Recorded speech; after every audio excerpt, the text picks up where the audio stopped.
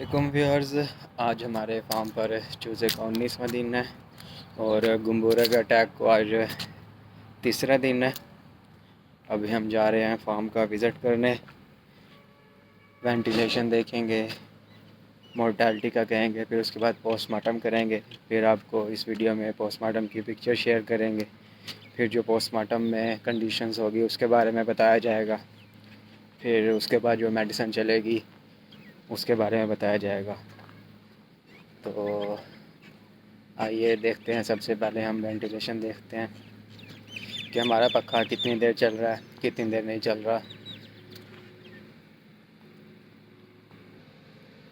और फार्म के ऊपर हर चीज़ का हमने ध्यान रखना है, बाहर सिक्योरिटी का ख्याल रखना है, किसी को भी बाहर से अंदर नहीं आने देना आपने। तो इन छोटी छोटी चीज़ों का आप ख्याल रखेंगे तो फार्म पे होने वाली बीमारियों से आप बच सकेंगे। अभी हम फार्म में जा रहे हैं और बिजली नहीं है, जनरेटर चल रहा है, इसलिए बैकग्राउंड पे शोर ज़्यादा है। अभी हम डीपी रूम में जाएंगे, कंट्रोलर रूम में जाएंगे, जहाँ पे सारा सिस्टम सेट हुआ है।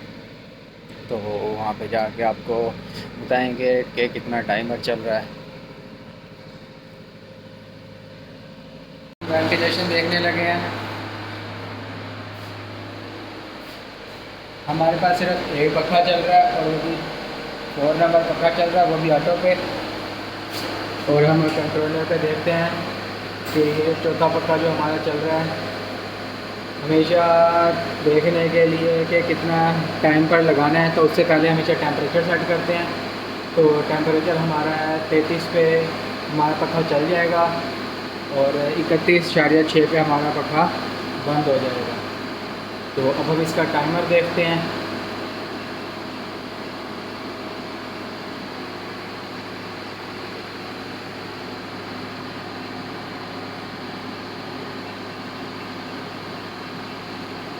और ये कंट्रोलर अगर आपको नहीं समझ आ रहा है तो मुझे कमेंट में बताएं, मैं इसकी एक अलग वीडियो बनाऊंगा, जबकि मैंने एक बनाई हुई है। तो उसमें अगर आपको ना समझ आए तो मैं मज़ीद और तफसील से बताऊंगा, तो आपको ये कंट्रोलर की वीडियो की समझ आ जाएगी, इसको सेट किस तरह करते हैं। तो हमारा जो ये पंखा चल रहा है वो 1 मिनट के ऊपर चल रहा है और 1 मिनट बाद ही बंद हो रहा है। मतलब कि इसके अंदर 1 मिनट का टाइमर लगा हुआ है, 1 मिनट चल रहा है और 1 मिनट बंद हो रहा है। अब हम अंदर आते हैं।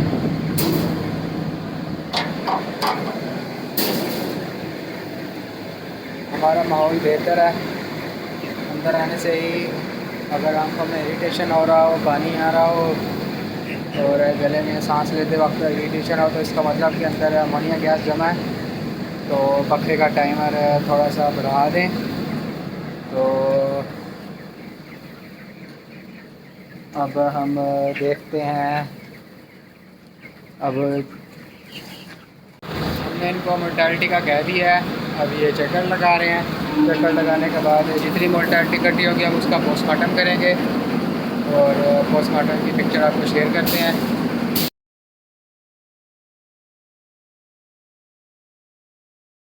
अस्सलाम वालेकुम व्यूअर्स, हमने पोस्टमार्टम कर लिया है और उसकी पिक्चर्स मैंने आपको इस वीडियो में शेयर कर दी हैं। अब हम डिस्कस करते हैं आज के पोस्टमार्टम की पिक्चर के बारे में और जो कल पोस्टमार्टम की पिक्चर थी उनके आपस के बारे में। तो सबसे पहले हम देखते हैं बरसा को देखते हैं। बरसा कल भी पिक्चर्स के अंदर उसकी कंडीशन रेड थी और आज भी रेड है, लेकिन साथ साथ कुछ बाइट के अंदर वो बेहतरी की तरफ आ रहा है। और हम देखते हैं लीवर को। लीवर कल भी डार्क था, कल ज़्यादा डार्क था, आज 1-2 केसेस में देखे गए हैं डार्क। और लीवर अपनी कुछ बर्ड्स के अंदर वो भी बेहतरी के अंदर आ रहे हैं। और हम किडनी को देखते हैं तो कुछ किडनी के अंदर स्वेलिंग है, मतलब कि अभी भी कुछ के अंदर इन्फेक्शन है और ज़्यादा के अंदर किडनी भी बेहतरी की तरफ आ रही है। और अब हम देखते हैं थाई को। थाई के अंदर कल हेमरेज क्लॉट, पैची क्लॉट बने हुए थे पोस्टमार्टम के अंदर, और जब आज देखे हैं तो आज सिर्फ उसकी टांग पर जो थाई रीजन है उसके ऊपर हम देखते हैं तो बने हुए हैं तकरीबन 1 या 2 स्पॉट बने हुए हैं। तो हम कह सकते हैं कि जो हम मेडिसिन चला रहे हैं उससे ये आ रहे हैं बेहतरी की तरफ।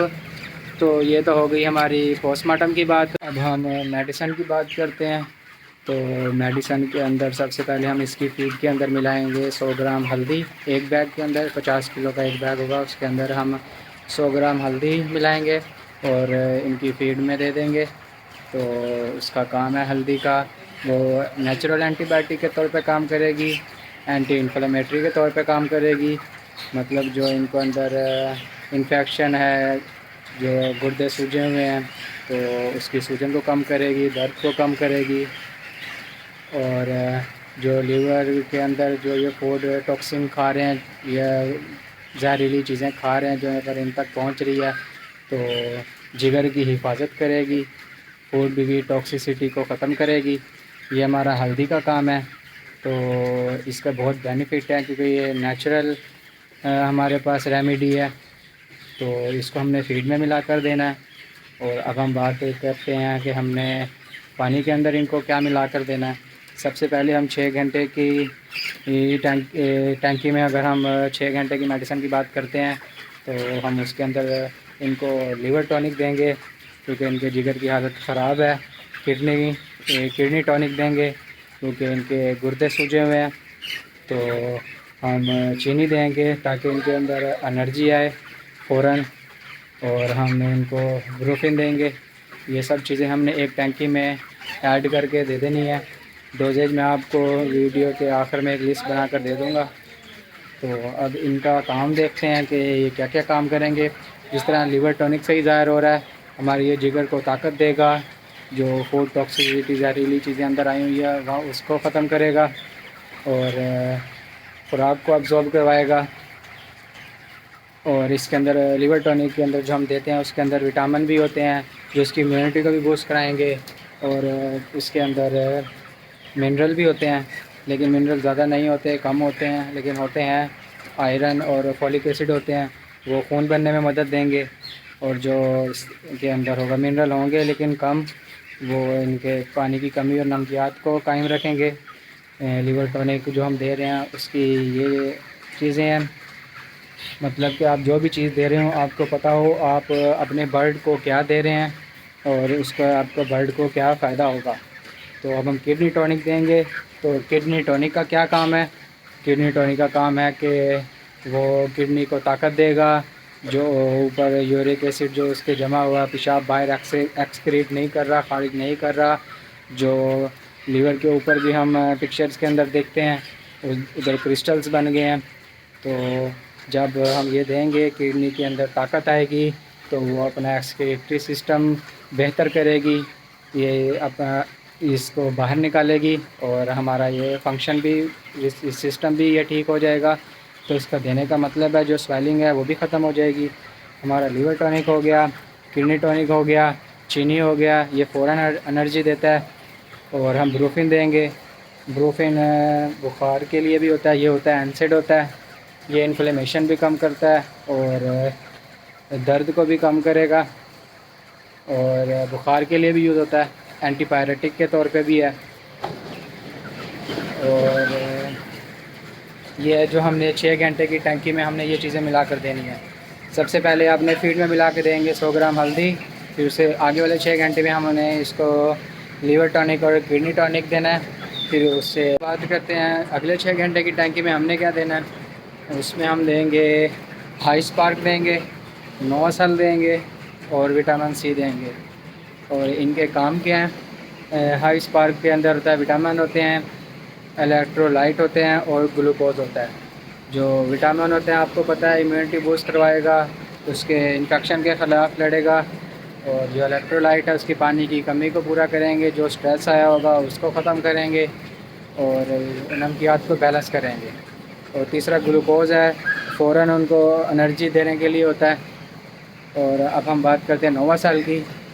नोवासेल के अंदर होते हैं इलेक्ट्रोलाइट्स होते हैं और इनका काम ही यही होता है कि इनको जो बीमारी आई हुई है अगर इनको स्ट्रेस है तो स्ट्रेस को ख़त्म करेंगे। और ये किसी भी चीज़ का अगर स्ट्रेस हो, जिस तरह वैक्सीन के बाद का स्ट्रेस होता है, और ये ट्रांसपोर्ट का स्ट्रेस हो, हीट का स्ट्रेस हो, डिज़ीज़ का स्ट्रेस हो, ये किसी भी चीज़ का अगर ये स्ट्रेस ले लेते हैं तो ये नोवासेल जो हम यूज़ करते हैं इसके अंदर इलेक्ट्रोलाइट्स होते हैं, तो जो इनकी इनके नमकियात को बैलेंस रखते हैं, ये उन सब चीज़ों को ख़त्म करेगा, स्ट्रेस को, ताकि ये बेहतरी की तरफ आए। और हम उसके बाद विटामिन सी देंगे, आपको पता है विटामिन सी का ये, और ये हमारी इम्यूनिटी बूस्ट करवाएगा और इन्फेक्शन के ख़िलाफ़ लड़ेगा। बात करते हैं कि अगले 12 घंटे में हमने क्या देना है। हमने अगले 12 घंटे में 2 मेडिसिन इसके अंदर चलाएंगे। वो होगी फरास होगी FRAAC और दूसरी होगी SSGB12। इनके काम क्या हैं मैंने आपको पहले बताया था। आपने कोई भी मेडिसिन देनी है पहले आपने उसके बारे में पढ़ना है, फिर अपने बर्ड्स को देना है। मैं आपको बता रहा हूँ, जो फरास है ये ऑर्गेनिक चेन फैटी एसिड होता है, और ये इसके अंदर शॉर्ट चेन फैटी एसिड होता है और मीडियम चेन फैटी एसिड होता है। और इसका काम होता है, ये एंटीबायोटिक के मुतबादल के तौर पे काम करती है। और जो पानी के अंदर जो बायोफिल्म जमा हुआ होता है उसको ख़त्म करती है। और जो SSGB12 होता है उसका काम होता है, जिस तरह नाम से पता लग रहा है, विटामिन है, B12 होगा इसके अंदर और न्यूट्रिशन होगी इसके अंदर। अब इनके काम क्या है। विटामिन का काम होता है जी इम्यूनिटी बढ़ाएगा, इन्फेक्शन के ख़िलाफ़ लड़ेगा, और जो न्यूट्रिशन है वो इसकी ग्रोथ को बढ़ाएंगे, और B12 होगा वो खून बनने में मदद करेगा। ये हमारी ओवरऑल मेडिसिन थी जो हमने आपको बता दी है कि पहले 6 घंटे में क्या देंगे और अगले में क्या देंगे और उससे आगे 12 घंटे में क्या देंगे। ये पूरे एक दिन का जो हमने मेडिसिन चलानी है जो अभी स्टार्ट कर दी है वो मैंने आपको बता दी है, क्योंकि 2 दिन हो गए हैं हमें ये दे रहे हैं और उस हिसाब से माशाल्लाह इनके अंदर हमें बहुत अच्छा रिज़ल्ट मिल रहा है। तो अल्लाह ना करे कि ये आपके फार्म पर आई हुई हो और अगर आपको इस चीज़ का नहीं पता होगा, आप ये देखेंगे तो और ये मेडिसिन चलाएँगे, इंशाल्लाह आपको बहुत अच्छा रिज़ल्ट मिलेगा। आप ये देख सकते हैं। अब हम बात करते हैं अब मैनेजमेंट की, हमने साथ साथ क्या करना है। अब हमने मेडिसिन दे दी, अब हमने यहाँ पर टेम्परेचर देना है इनको। अभी हमारे यहाँ पर 19वें दिन का है और हमारा यहाँ पर टेम्परेचर मेंटेन के लिए हमने ब्रूडर लगाया हुआ है, और ब्रूडर को हमने उस पर कंट्रोलर पे लगाया हुआ है। जैसे ही इसका टेम्परेचर नीचे डाउन होता है तो हम इसको चला देते हैं, ऑटोमेटिक पे लगा हुआ है ये। तो इस टाइम इसका 29 से 30 के दरमियान इसका टेम्परेचर सेट किया हुआ है।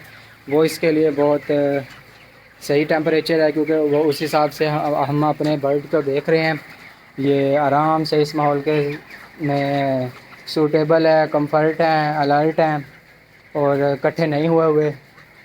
हमने ये चीज़ें देख ली हैं और हमने देखना है कि हमारे यहाँ पर गैस ना इकट्ठी हो। हम ये चीज़ देखेंगे, नोटिस करेंगे। हमने आपको इस वीडियो में बताया कि हमने फ़ैन कितना चलाया हुआ है, क्योंकि अब थोड़ी सी रात हो गई है, बाहर ठंड हो गई है। हमने फ़ैन सिस्टम थोड़ा सा चेंज किया है।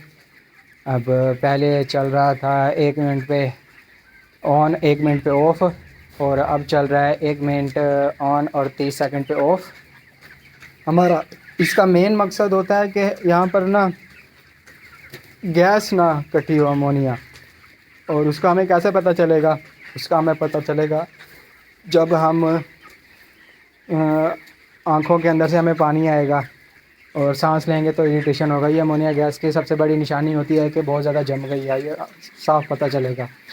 तो इसको क्या क्या चीज़ें करेंगे जब इस तरह के आपके फार्म पे इस तरह की कोई भी चीज़ हो, तो आपने सबसे पहले करना है कि जो फ़ैन सिस्टम हमारा चल रहा होगा उसको 10 सेकंड बढ़ा देंगे, और जो हमने देखना है लीटर अगर वेट होगा उसको उसके ऊपर रैकर डलवाएंगे, उसको खुश करेंगे, उस पर और लीटर डलवाएंगे। तो ये हमने ये चीज़ें करनी है। टेम्परेचर हो गया, वेंटिलेशन हो गया, और अब हमने इनकी फ़ीड देखनी है, फ़ीड बर्तन कि उसके अंदर जो खुराक आ रही है, जो मिल रही है इनको, वो बिल्कुल साफ़ है कि नहीं। फिर जो वाटर लाइनों के अंदर हमने इनके पानी का प्रेशर चेक करना है, पानी देखना है कि इनको पानी भी मिल रहा है कि नहीं।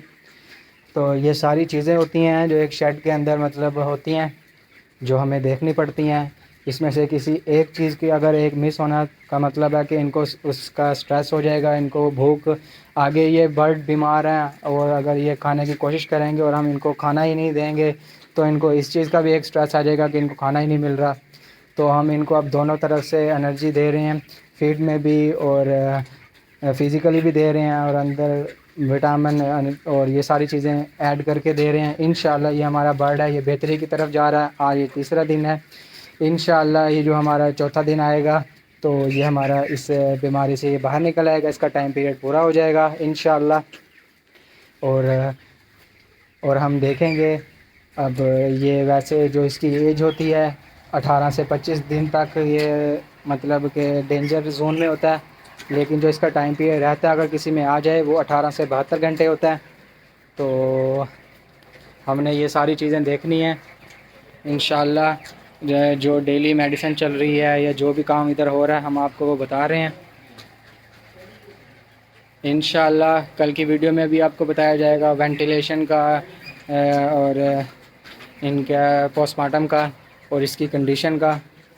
तो आप मेरे चैनल पर आए हैं तो अगर आपको इस तरह का कोई छोटा फार्म भी है तो अगर उसमें भी कोई इस तरह का इशू चल रहा है तो मुझसे रब्ता करें, कमेंट करें या मेरे जीमेल पर रब्ता करें, इंशाल्लाह आपको रिप्लाई मिलेगा।